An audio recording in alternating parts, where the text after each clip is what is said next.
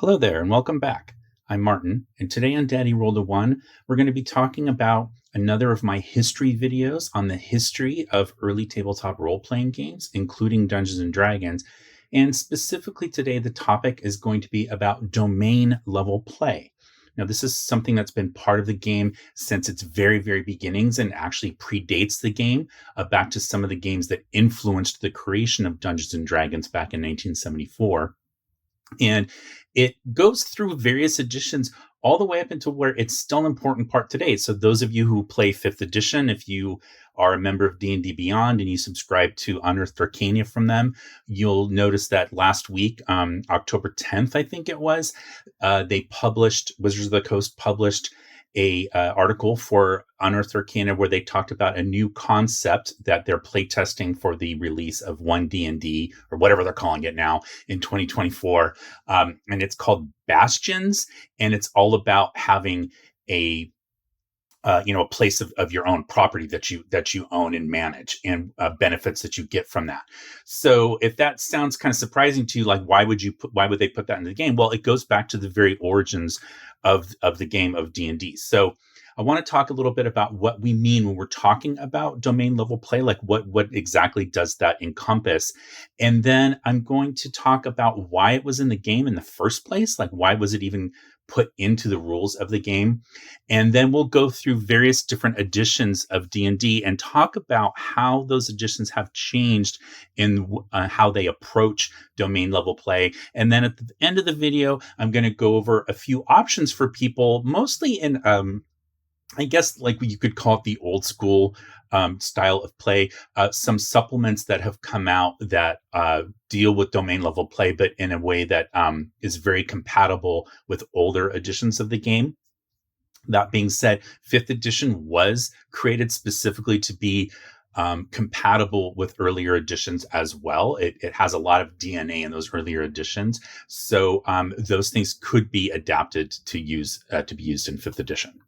All right, so talking about domain level play. Well, what we're talking about here is the idea of a character growing in power to a point where they own property. They purchased property, and with it, they stock it with the resources, or maybe they take resources from the property, but they're also stocking it with resources in terms of followers and retainers and people like that. And then they are usually earning income from that property, and it's also increasing their status in terms of just their role in society.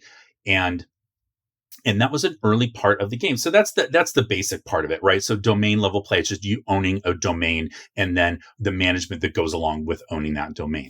And all the way back, we see in 1974. So this is the Men in Magic book. And it talks about here for fighting men that top level fighters, lords and above, who build castles are considered barons. And as such, they may want to invest their holdings in order to increase their income. And then it says, see investments section of volume 3. There actually is no investments section of volume 3, which I thought was kind of funny. But anyway, it talks about magic users here. It doesn't actually say anything about magic users owning property, but then it gets into clerics, and it says, when you reach patriarch level, you have control of a territory similar to a barony of fighters, and then you can receive tithes equal to 20 gold pieces per year. So you're going to attract followers. So it gets into, in book 3, it goes into the section here on building a stronghold and what that means for you. Okay, so in here it says at any time a player character wishes, he may select a portion of land or city lot upon which to build castle, tower, or whatever. And then there's an illustration here about what can be included. And then it talks about how, the player should design it. And then the referee can include surprises, intakings, sieges, so on and so forth. And then there's a list of people you could hire that could then work at the place that you've built, the stronghold. Okay, so that's original D&D. Now, why was that part of the game? Well, we have to go back then to some of the games that influenced the creation of Dungeons and Dragons, right? So right out the gate, first we notice here that this says it's, again, I've mentioned this before, it doesn't say it's a role-playing game. It says it's rules for fantastic medieval war games campaigns, because role-playing games as a term didn't exist to define games like this. This is the game that made that term ubiquitous in the gaming world now, but that terminology did not exist. So this was considered by its creators even to be an extension of a war game, even though it has role-playing game aspects to it. It was considered an extension to a war game. So if you go back to the war games that the people, especially in the Lake Geneva area, but also in the Twin Cities area. So the Twin Cities area, that's going to be like Dave Arneson, and then people before him like Dwayne Jenkins and Dave Weasley and people like that. Okay, so they were playing these war games, and whether it was American Civil War or whether it was a lot of them were mostly Napoleonic. That was the vast majority, but they had a variety of different ones.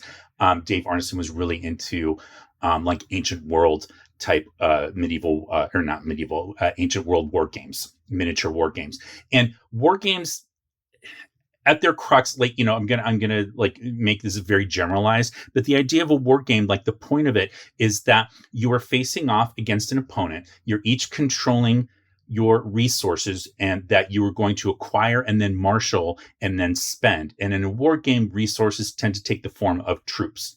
So you are acquiring troops, you have troops, you are maneuvering your troops, you're marshaling them into a particular area, and then you are expending them in order to achieve an objective. And the objective in the war game is usually to capture and then hold territory.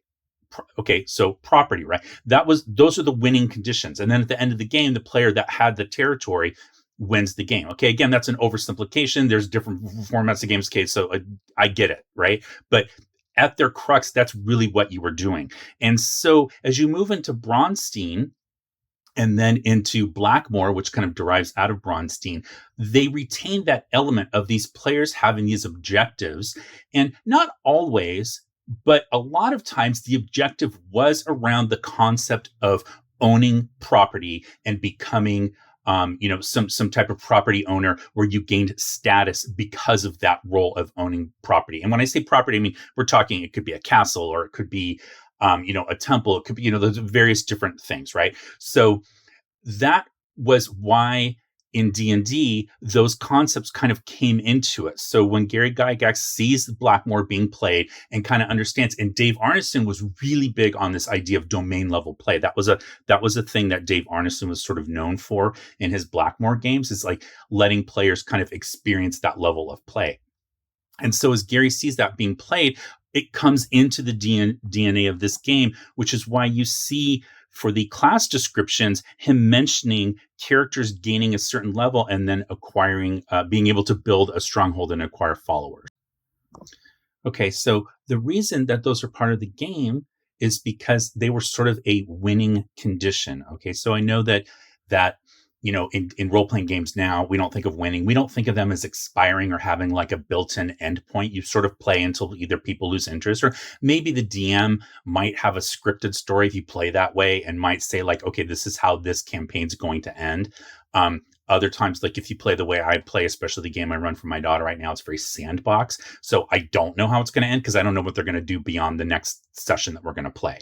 So the idea is that this game could be ongoing, okay? But remember, that idea didn't exist when this was made. This was a new kind of innovative concept, as were Braunstein and Blackmoor, right? And there was also another game in there I'll forget to mention. It's called Brownstone, which was the one run by Dwayne Jenkins, and it's like Braunstein but in a Western, world, Wild West setting, like cowboys and stuff.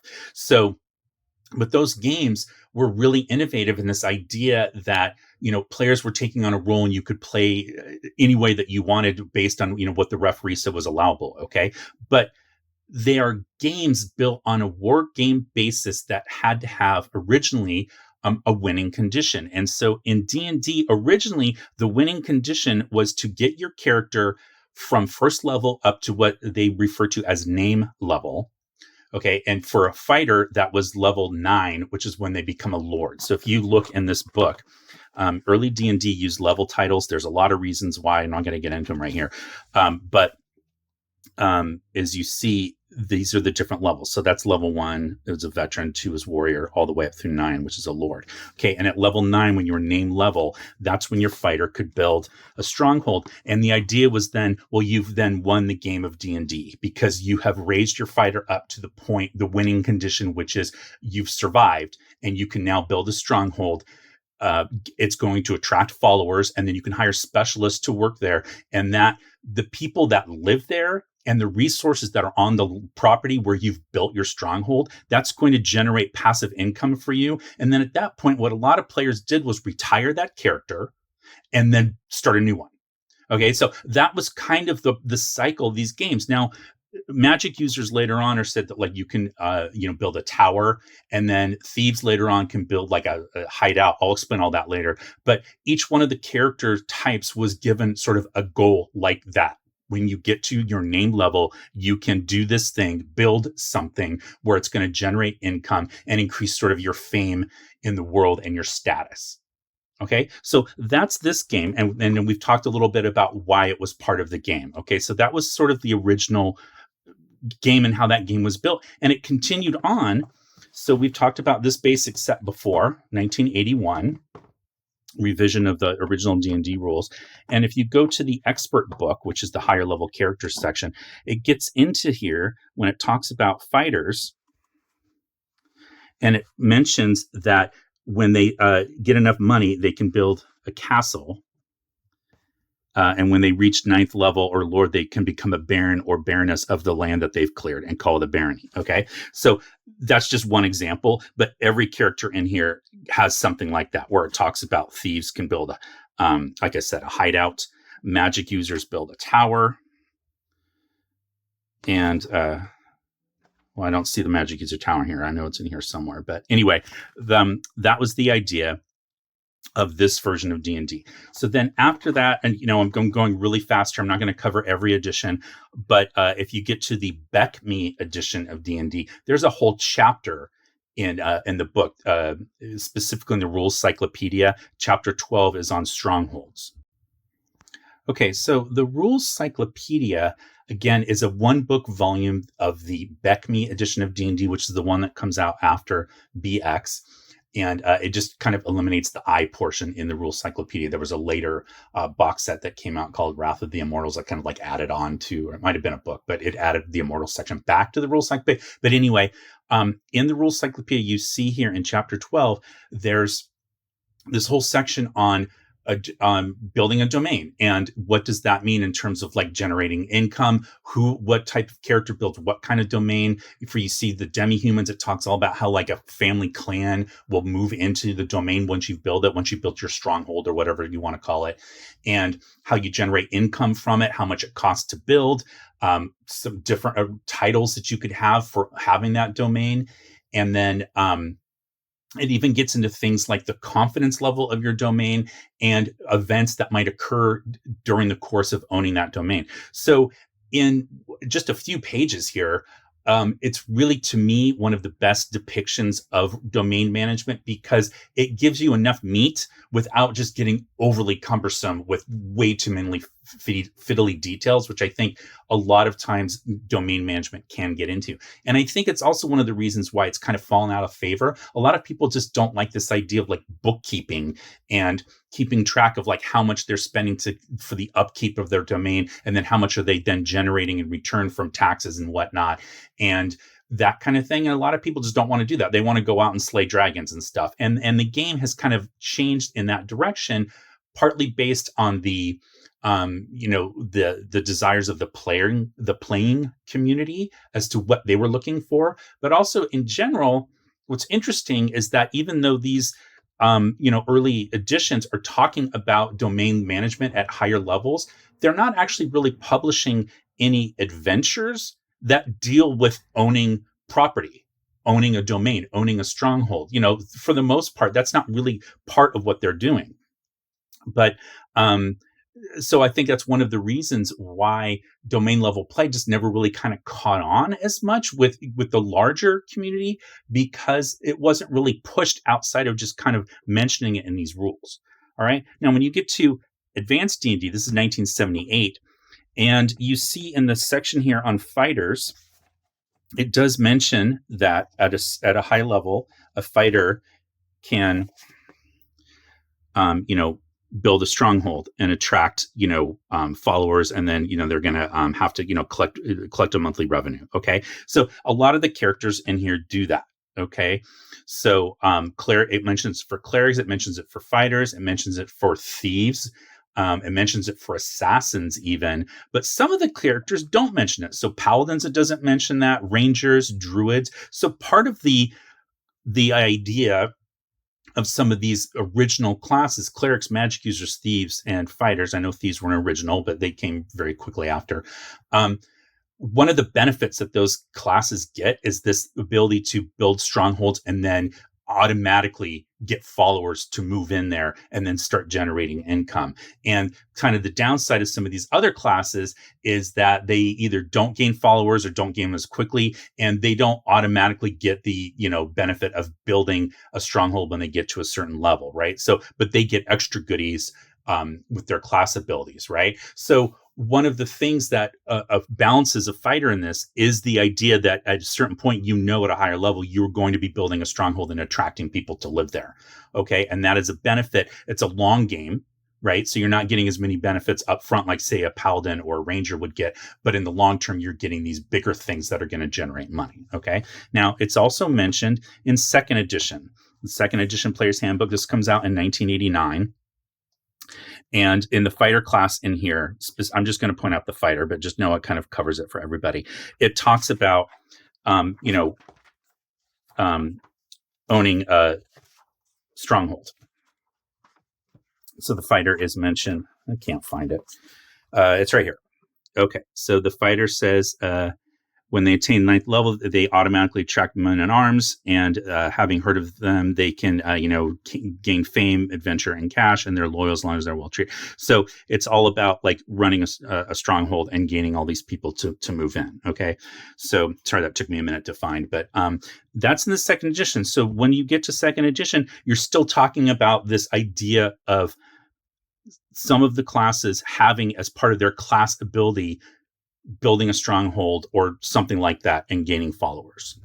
So one of the things that's really interesting is that during this time period of first and second edition advanced D&D, so that's 1977, 78 through 1980, through 1999, basically almost 2000, that's going to cover the first and second edition time period. The magazines, Dragon particularly, was covering articles, was writing articles on domain level play. So you see this one here, this is from 1987. So this is still first edition. It's late first edition, but it's still there.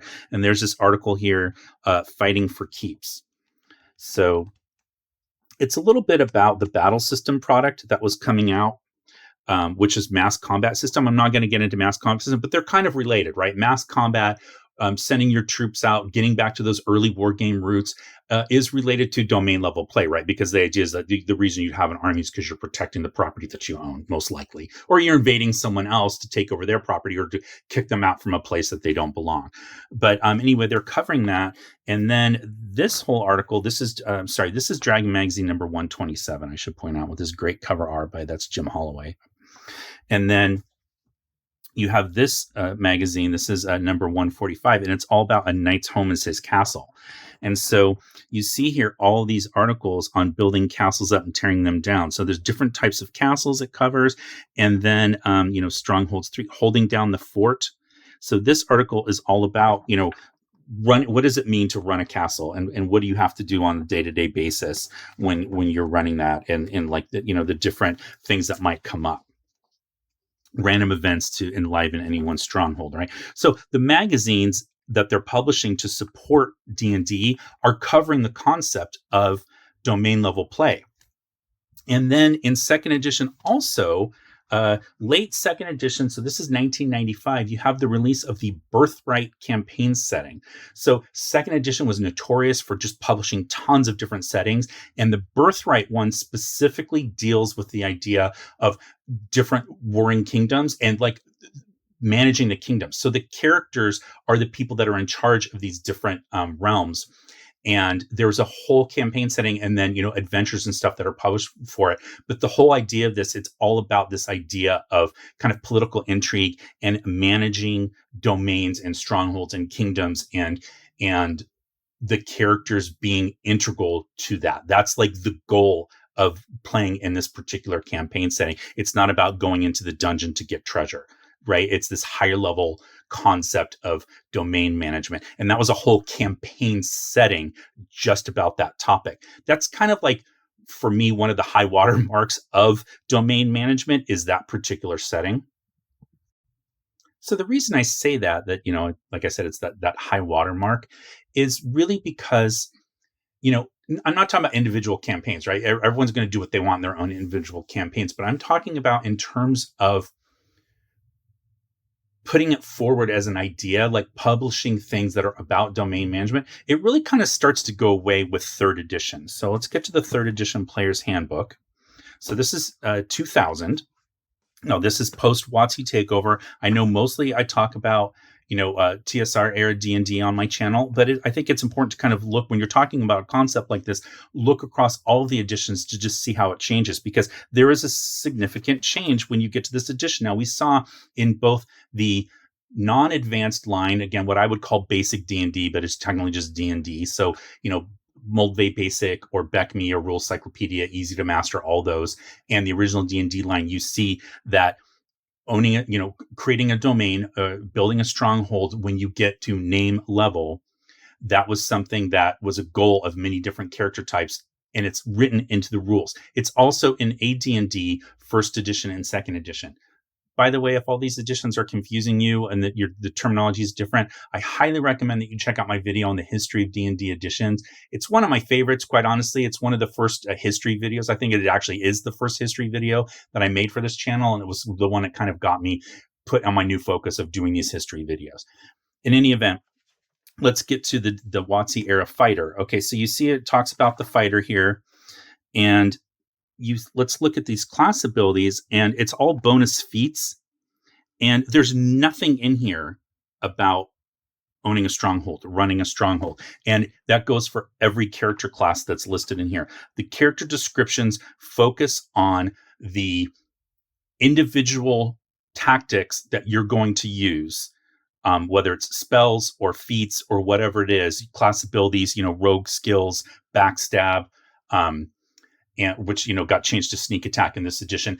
It focuses on that kind of stuff. It doesn't focus on bigger world stuff. None of these classes do, and none of the feats in here focus on that either. So third edition is the edition where the idea of having a goal of your character getting to a certain point so that you could build a stronghold and attract followers, that goes away in this edition, and it starts to really kind of condense what a character class does into like the base mechanics that are usually revolved around combat, right? And individual combat. Okay, now that said, there was a book published in the third edition era called the Stronghold Builder's Guidebook. So this was a whole book, yes, dedicated to the idea of how to run a campaign with strongholds, how to build them, how much they cost, the different elements that go into it. It's really kind of more focused on that, the mechanics and the pricing and what you need to build and, build a different type of stronghold. It gives you a bunch of different examples of types of strongholds, a dwarven one and different things like that. There is a chapter, 13, 14 pages, whatever it is, that is about sort of like running stronghold based campaigns and like what can happen. But it really focuses on things like how do you assault a stronghold, or how do you commandeer it, or how do you defend it once you have it. So, but it is. So they did put it into third edition. It's just in a supplemental book. It's not part of the core rules. And so a lot of people just wouldn't have bought this. I, for one, didn't buy this book. So I was mainly playing at the time. I switched to being a DM a few months later, but my campaign wasn't about that. My players told me straight up, like, they had no interest in wanting to own property and be landlords, essentially, and that wasn't the goals of their characters. And so I didn't really see a need for a whole separate book on that concept. And had I wanted to, I probably just would have adapted something from like the rules encyclopedia, because again, I'm very big on this idea that like most of these versions of D&D at their core, the ideas are transferable, even if the mechanics don't necessarily translate. You can get enough of the gist that you can kind of just do it on the fly. That's just me. Okay, so I'm not going to get too much into the weeds on the rest of these, but 4th edition has nothing that I could find about domain management. Now, I didn't play a ton of 4E. I played a couple of times. I did have fun the couple of times that I played. I never played in a campaign. There were one shots. And I just don't have a lot of supplemental material for this. So there might be a book about, strongholds and stuff. It's just not something that I have knowledge of. All right. So then there's also 5th edition. So again, the 5th edition player's handbook, and everything in here, this is really more about how to make the most efficient character type that's going to be again effective mostly in combat. So I'm not saying that there's no role playing here. I'm not talking about that. I'm just saying most of the stuff that's in this book is about how to take your species traits and your background and your character class abilities and then your feats, because even though feats are optional, everybody uses them, right? So how to combine all those into the most effective character. And none of those things are about how to be an effective leader of a stronghold. Okay, that's just not part of this edition of the game, which is why I think they've introduced this new thing, this new concept for that they're playtesting on Bastions. Okay, so I'm not going to say too much about the Unearthed Arcana Bastions release because it's new and you're not really supposed to talk about it, I guess. But I do like the idea that 5th edition is saying, hey, this is something that maybe does appeal to a certain type of player, like this idea of owning property and generating income from it and using it as a way to generate adventure ideas and things like that. So there's some interesting stuff in there. It's 5th edition, so it's very mechanics based for me. I prefer maybe a little looser interpretation. Which is why, I might go back to something like what was in the rules encyclopedia. I know I keep bringing that up, but I just feel like it's a very well put together, condensed, concise description of how to include that type of play in a campaign if you want to do that without getting into all these just fiddly rules and mechanics and things like that. So, but still, if you're a 5th edition player and this, this concept of domain level play sounds kind of interesting to you, definitely, sign up for D&D Beyond and check out that Unearthed Arcana release on Bastions. All right, so a couple other things I just want to talk about. So last video that I made about like my 10 favorite D&D products, and I went through a few different ones of different eras. I talked about this book that I wrote back in the 3rd edition era for Mongoose Publishing called The Quintessential Aristocrat. And a lot of people said like, hey, tell us more about that book. And I just didn't feel like a whole video on this was kind of really worth it. I wasn't sure how many people would be interested, but I thought this was a good opportunity because it's related to this topic of domain management. So I wrote this book on the Aristocrat NPC class from 3rd edition. And I included in here, there's just a lot of stuff. They reused all the art. So none of the art in this is new. I didn't have any say in that. But I talked about character concepts of like, borderland nobles, but there's church patrons and court spies and diplomats and heralds and magistrates and knights and military commanders and merchant magnates and wealthy vigilantes and occult society members. So all these that could be part of like a domain level game, right? And then I wrote a section that was unique at the time to the Quintessential series, which was how to multi-class between this NPC class and the standard classes. So I had aristocrat barbarians with an envoy and bards with a court performer, cleric, father of the church, druids with royal animal trainers, fighters with military tacticians, monks with renounced aristocrats, paladins with grand masters like of a knightly order, rangers with a rebellion leader, rogue with a guild master, sorcerer with a secret society leader, and then wizard with a king's advisor. So again, all characters that could be present in a domain level game. And then I had some prestige classes. One of the things I did in this that was sort of unique at the time was I did a different prestige class for each species. So I had dwarf clan leaders and elf counselors, and I had gnome representatives. I think I did a halfling sheriff. That was a callback to basic D&D, where sheriff was the level title of an 8th level halfling, that was their name title.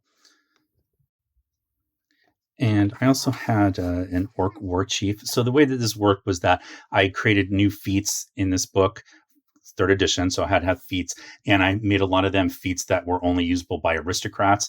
And so that is a reason why, like, I know it sounds weird that an orc would like want to multi-class as an aristocrat or a half orc, but the idea was that they gained access to these feats that gave them leadership capabilities that they could use with their troops. So that's kind of, third edition. I don't play third edition much anymore. I am running a campaign in it that I started back in May of 2001, and it's gone from third to 3.5 to Pathfinder, which I just lump them all together. But once that campaign wraps, I don't see myself ever running the system again. If someone else ran it, I'd play. But it's again, it's just for me a little too fiddly.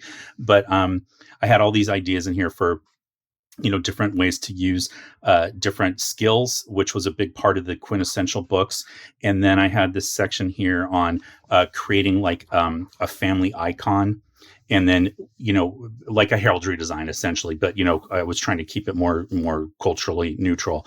And then, crafting design and all these different things, and then different symbols and what they mean to put in there. And then you could put it on flags, pennants, and standards and what that did. Or you could use it as a tattoo or a mask, or put it on a ring, or put it on your armor, clothing, and shield. So it's like I just had all kinds of stuff like that.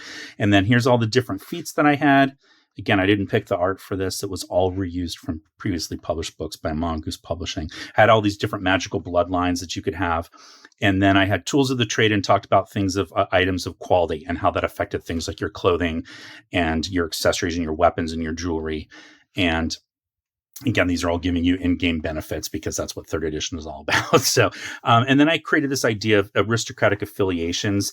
So you could have a noble family, a religious institution, a guild, or an academy. So this is how we start to see things are getting related to this idea of domain level play, which is why I'm bringing this book up now.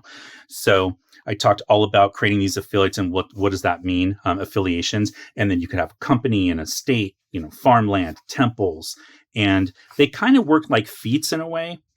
And then you had your community size modifier and what did that mean? And then your status and what does that mean? And then I had a section here in the back on building a manor and this whole thing about how to build and run and maintain it and like the different functions that it would have and life at court and how much things cost and the special servants that might work there. And then a section on aristocratic titles. Okay, so that's that book. Okay, now I want to talk about just a couple of additional resources that you can look at that are outside of the officially published world of D&D. These are published for to be compatible, usually with what are called retro clones, older school versions of the game. And so there are two of them that I want to talk about. The first one is called An Echo Resounding. So this is by Kevin Crawford. You will know Kevin Crawford's name if you're familiar with the game Stars Without Number. There's also a follow-up, which is a science fiction game. There's a follow-up game that he's done called Worlds Without Number. He also did the Red Tide campaign setting. It's a game, but it's also a campaign setting that is compatible with a game called Labyrinth Lord. Labyrinth Lord is a retro clone that emulates the Moldvay Basic D&D game, Moldvay Basic and the Cook Expert set from 1981. So it does make a few different changes to it, but by and large, that game was written to be compatible with BX D&D from 1981. So he made this setting called Red Tide. And then he did a follow-up book called An Echo Resounding that is all about this idea of domain level play for a BX style game.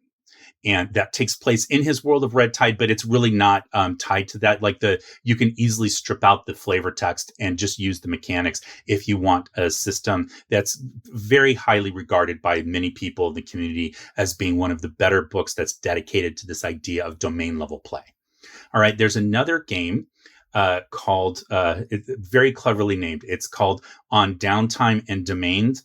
And if you look at those initials, it's OD&D. And the people that published this game, and forgive me, right off the top of my head, I just forgot who they were. But I'll put it up in the notes in the video. But they did a series of these different books that had names that were the initials of different versions of D&D. So this is OD&D. That's all about domain level play in this small size book here. But then they also had one for AD&D, and then they had one for BECMI. D&D. And so I'll just put the covers up here so you can just see the cleverness of the naming. But on Downtime and Domains is all about what characters do, obviously, during their downtime, which could include running a domain type of campaign, okay? Domain level play and making that part of your adventure, so that what your goal is when you're adventuring, okay? So 2 books that you can use. Now, the cool thing about on Downtime and Domains is if you're a 5e player and you just really need to have those 5e mechanics, you don't want to deal with converting, which I get it, that's fine. There is a 5th edition compatible book for on Downtime and Domains that's written specifically for 5e players. So you can get both of those on DriveThru RPG. I will put links in the show notes below.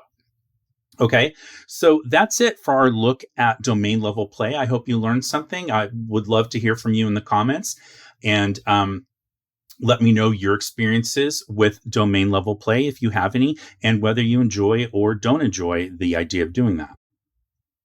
So please do that in the comments below and let me know if you have any recommendations of domain level type play books that you like, and so that I can check those out and the rest of the community can as well. So drop a comment below and just let me know what you think. Also below, you'll find places where you can join me on social media. I'm on Facebook, Instagram, I'm on Twitter or, X, whatever. I'm on Blue Sky.